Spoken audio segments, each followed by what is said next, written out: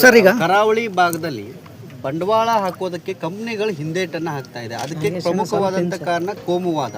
ಅಲ್ಲಿ ಹೆಚ್ಚಳವಾಗಿ ಕೋಮುವಾದ ಆಗ್ತಿದೆ. ಹಾಗಾಗಿ ಅಲ್ಲಿ ಬಂಡವಾಳ ಹಾಕೋದಕ್ಕೆ ಕಂಪ್ನಿಗಳು ಬರ್ತಾ ಇಲ್ಲ ಅಂತೇಳಿ ಪ್ರಿಯಾಂಕಾ ಖರ್ಗೆ ಅವರು ಹೇಳ್ತಿದ್ದಾರೆ. ಈಗಾಗಲೇ ಅದರ ಬಗ್ಗೆ ಸುಧಾರಣೆ ಮಾಡುವುದಕ್ಕೆ ನಾವು ನಮ್ಮ ಸರ್ಕಾರ ಬಂದ ಮೇಲೆ ಈಗ ಸಾಕಷ್ಟು ಕ್ರಮಗಳು ತಗೊಂಡಿದ್ದೀವಿ. ಅಲ್ಲಿ ಈಗ ಒಂದು ಶಾಂತಿಯುತವಾದ ವಾತಾವರಣ ನಿರ್ಮಾಣ ಆಗಿದೆ ಮತ್ತು ಹೆಚ್ಚು ಬಂಡವಾಳ ಹೂಡಿಕೆ ಆಗೋದಕ್ಕೆ ನಮ್ಮ ಸತತ ಪ್ರಯತ್ನ ನಡೀತಾ ಉಂಟು. ಕಾನೂನು ಸುವ್ಯವಸ್ಥೆಯನ್ನು ಅಲ್ಲಿ ನಿಷ್ಪಕ್ಷಪಾತವಾಗಿ ಕಾಪಾಡ್ತಕ್ಕಂಥ ಕೆಲಸ ನಮ್ಮ ಸರ್ಕಾರ ಮಾಡ್ತಾ ಇದೆ.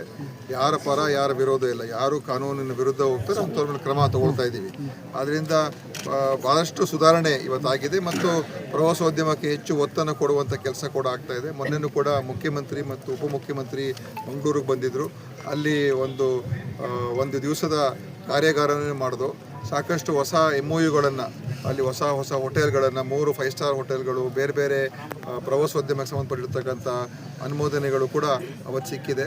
ಮತ್ತು IT ಇಂಡಸ್ಟ್ರಿ ಕೂಡ ಇವತ್ತು ಕಿಯೋನಿಕ್ಸ್ ನಮ್ಮ ಸರ್ಕಾರದ ವತಿಯಿಂದ 70 ಕೋಟಿ ರೂಪಾಯಿ ವೆಚ್ಚದಲ್ಲಿ ಮಾಡೋದಕ್ಕೆ ಅದು ಕೂಡ ಅನುಮೋದನೆ ಆಗಿ ಅದನ್ನು ಕೂಡ ನಾವೀಗ ಪ್ರಾರಂಭ ಮಾಡ್ತಾ ಇದ್ದೀವಿ.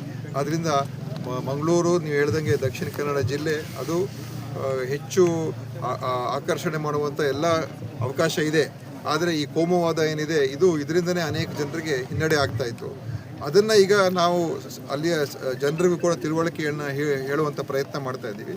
ಮತ್ತು ಈಗ ಈ ಥರ ಒಂದು ಬೆಳವಣಿಗೆ ಆಗ್ತಾ ಇರೋದ್ರಿಂದ ಈ ಏನು ದ್ವೇಷ ರಾಜಕಾರಣ ಮಾಡೋದಕ್ಕೆ ಮತ್ತು ಈ ಸೋಷಿಯಲ್ ಮೀಡಿಯಾ ಮುಖಾಂತರ ದ್ವೇಷ ಹೇಳಿಕೆಗಳನ್ನು ಕೊಟ್ಟು ವಾತಾವರಣವನ್ನು ಕೆಡಿಸುವಂಥ ಕೆಲಸ ಕೆಲವು ಸಂಘಟನೆಗಳು ಮಾಡ್ತಾರೆ. ಅದಕ್ಕೂ ಕೂಡ ಒಂದು ಇತಿಮಿತಿಯಲ್ಲಿ ಇಡುವಂಥ ಹಿತಶ್ರೀ ಹಾಕುವಂಥ ಕೆಲಸ ಕೂಡ ನಮ್ಮ ಪೊಲೀಸ್ ಅವರು ದಕ್ಷ ಅಧಿಕಾರಿಗಳು ಕೆಲಸ ಮಾಡ್ತಾ ಇದ್ದಾರೆ.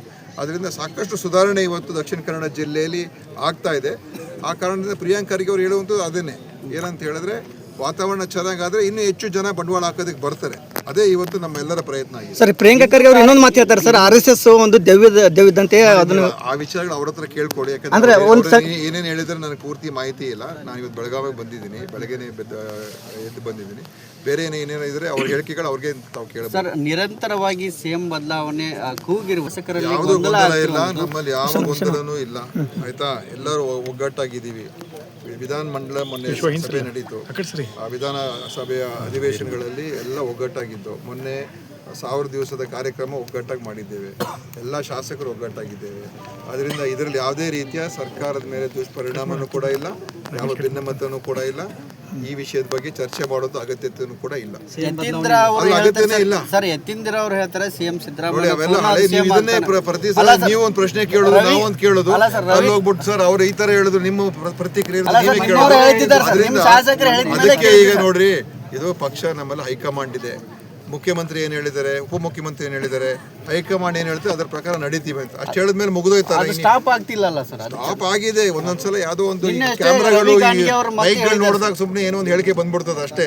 ಇಲ್ಲದೆ ಹೋದ್ರೆ ಯಾವ ಒಂದು ಗೊಂದಲನೂ ಕೂಡ ಇಲ್ಲ. ಎಲ್ಲ ನಮ್ಮ ಶಾಸಕರು ಇಲ್ಲೇ ಇದ್ದಾರೆ, ಯಾವ ಸಮಸ್ಯೆ ಕೂಡ ಇಲ್ಲ. DKC ಅವ್ರನ್ನ CM ಆಗೋದು ತಪ್ಸಕ್ ಆಗೋದಿಲ್ಲ ಅಂತ ರವಿ ಗಾರ್ಗೆ ಅವರೇ ಹೇಳಿದ್ದಾರೆ ಸರ್. ನಾವು ಕೇಳಿದ್ದಲ್ಲ, ಅವರೇ ಹೇಳಿದ್ರು. ಇವೆಲ್ಲ ನಮ್ಮಲ್ಲಿ CM DCM ನಮ್ಮ ಪಕ್ಷದ ಅಧ್ಯಕ್ಷರು CM ಅವರು ನಮ್ಮ ಮುಖ್ಯಮಂತ್ರಿಗಳು ಅವರಿಬ್ಬರು ಹೇಳಿಕೆ ಕೊಟ್ಟ ಮೇಲೆ ಇನ್ನೊಬ್ಬರು ಹೇಳಿಕೆ ಕೊಡೋದು ಅಗತ್ಯತೆ ಯಾವುದೇ ಗೊಂದಲ ಇಲ್ಲ. ನಮ್ಮಲ್ಲಿ ಒಂದಾಗಿದ್ದೀವಿ.